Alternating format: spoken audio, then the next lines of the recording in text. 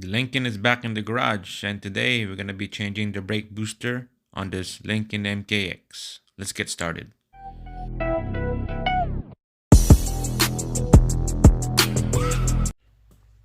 So first, we're going to take out the battery tray, anything attached around the brake booster. We need to take those out. Master cylinder, the brake valve, and the hose going to the intake manifold. Need to take those, and when we start working on it, we'll show you guys how this thing done and what else we need to take out. On the inside here,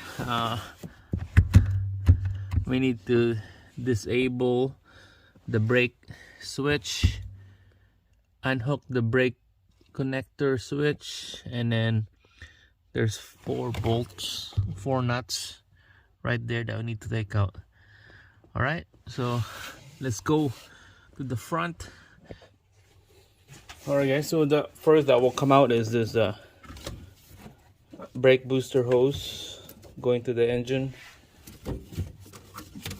Disconnect from the engine, and this here, pull it off from the brake booster, and it will pop off. Now let's start taking out this master cylinder.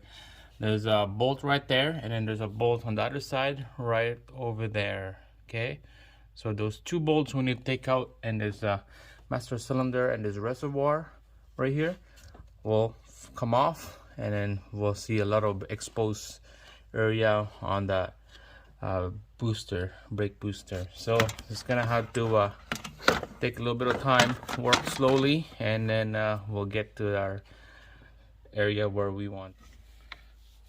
All right guys, so we're trying to get more room around here.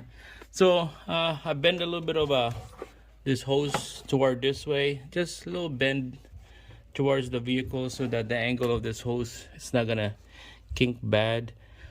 There's a evap hose right here attached to the engine right there. I disconnect that so that I got lots of room in this side here. You can see that lots of room. So looks like the brake master cylinder is right there, just chilling there, hang out.